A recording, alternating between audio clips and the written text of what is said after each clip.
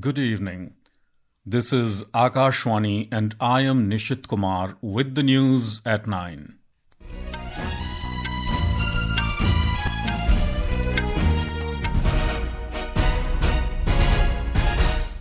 The headlines. Prime Minister Narendra Modi says India now produces most of its defense equipments domestically, highlights defense production tripled in the past decade, reaching 1.5 lakh crore rupees. In Bihar Assembly elections, 1,314 candidates remain in contest for 121 seats of the first phase of polling after last date of withdrawal. Festival of Lights Diwali being celebrated across the country and abroad. President, Vice President and Prime Minister extend greetings on the occasion. US President Donald Trump says ceasefire between Hamas and Israel is holding even as Tel Aviv continues its deadly strikes. And in ICC Women's Cricket World Cup, Sri Lanka set a target of 203 runs for Bangladesh to win the match.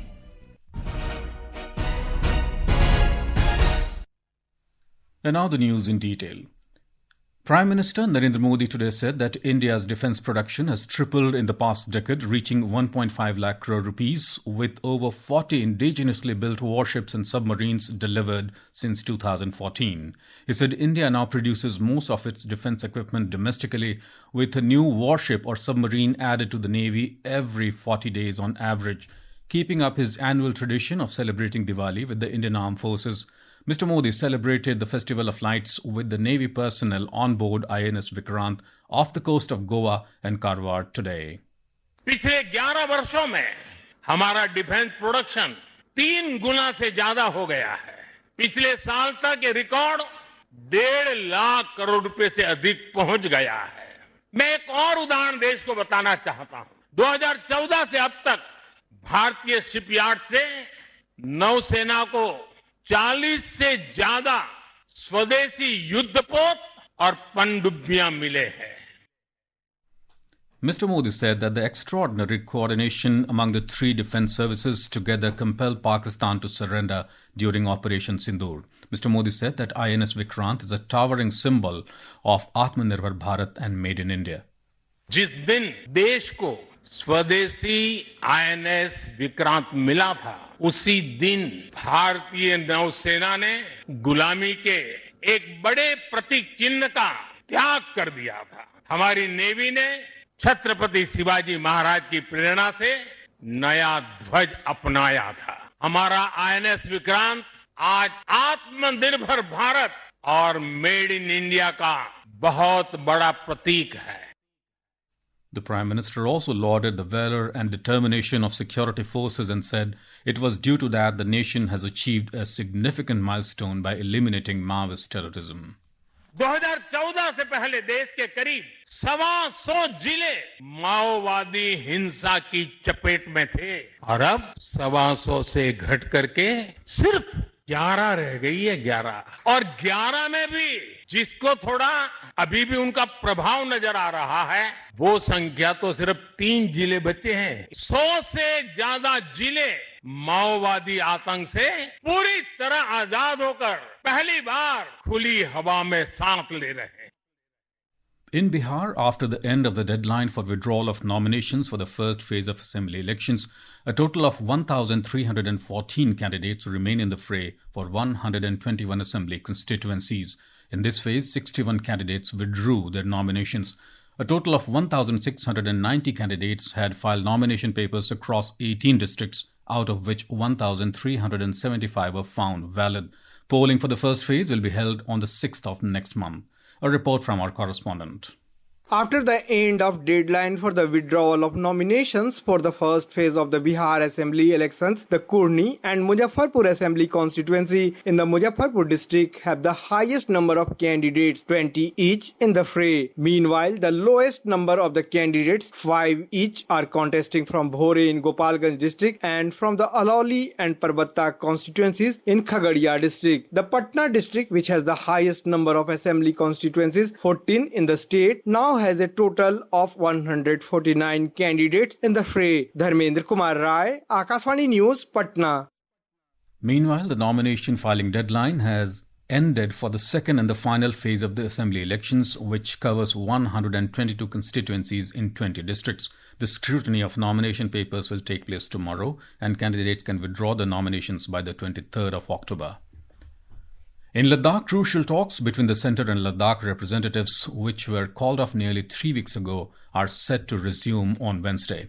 The Leh apex body leader Shering Dorji Lokrook told a press conference in Leh today that the centre has informed the date for resumption of talks.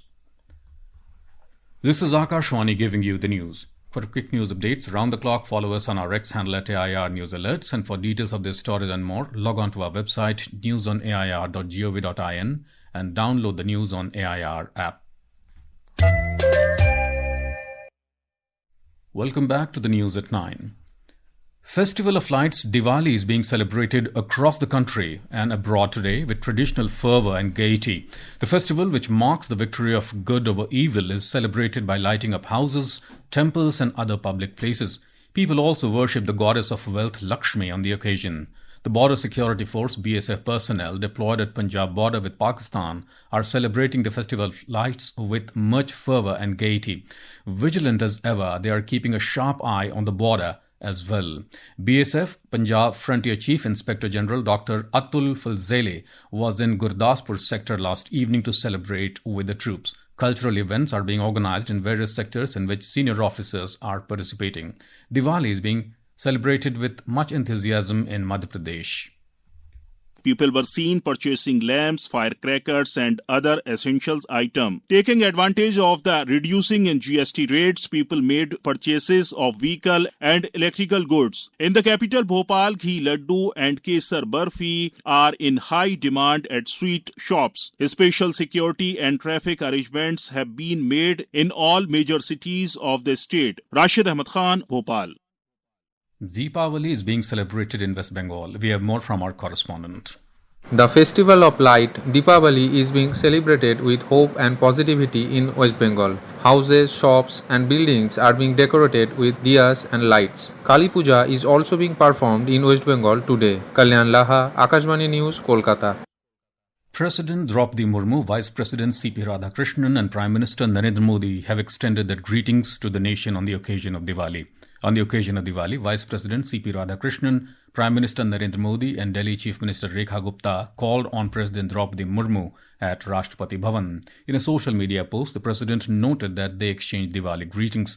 In a heartwarming display of cultural appreciation, diplomatic missions across New Delhi joined in the Diwali celebrations today, extending festive greetings to the people of India. Embassies from Austria, Brazil, Finland, Israel, Switzerland, and the European Union marked the occasion with joy and colour. Leaders from Australia, New Zealand, and Singapore shared greetings, recognizing Diwali's significance in promoting peace and togetherness across cultures. In the United Kingdom, Prime Minister Keir Starmer marked the occasion by recalling his recent visit to India, where he lit a diya in Mumbai as a symbol of devotion and renewed bonds. In Nepal, Lakshmi Puja is being performed this evening by worshipping Lakshmi, the goddess of wealth, affluence, and prosperity, with devotion. Railways Minister Ashwini Vaishnaw today visited the war room at the Railway Board in New Delhi. During the visit, he took stock of the passengers' movement during the festive season. Mr. Vaishnaw encouraged the staff morale for working 24 hours and extended his wishes to them on the occasion of Diwali. During the ongoing festive season, Indian Railways have made extensive arrangements to handle the rise in passenger demand. To ensure smooth travel during Durga Puja, Diwali and Chhath, the Railways is operating over 12,000 special trains.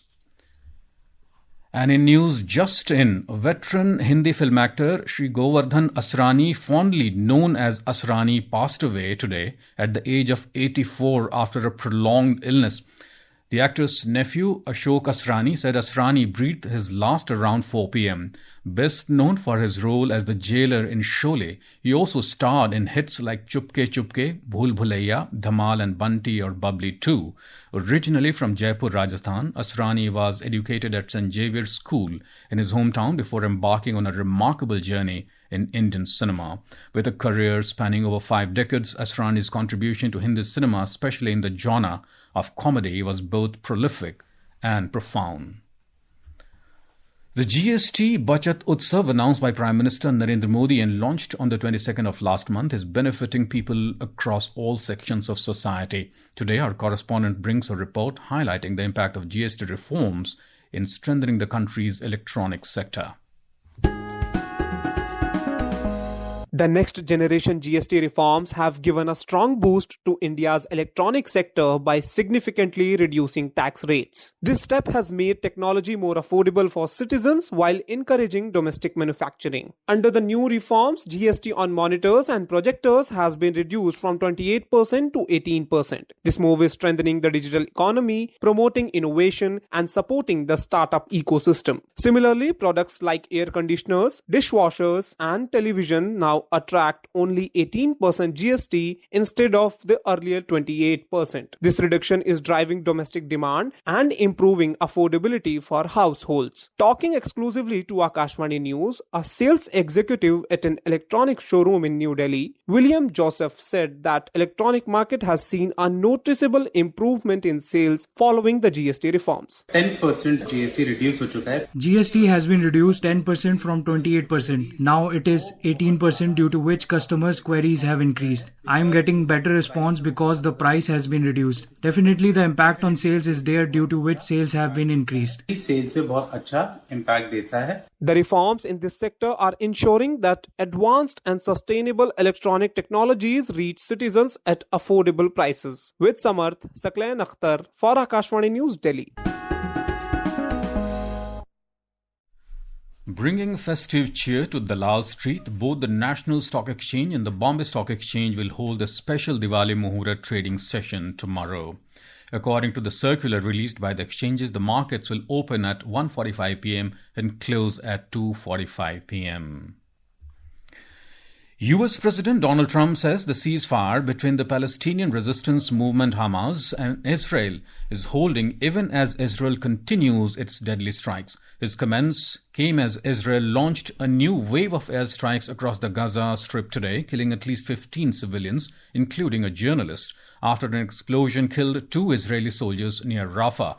Meanwhile, Mr. Trump's advisor Jared Kushner and Special Envoy Steve Witkoff arrived in Israel today. They are expected to meet Prime Minister Benjamin Netanyahu, while US Vice President J.D. Vance is scheduled to join talks tomorrow.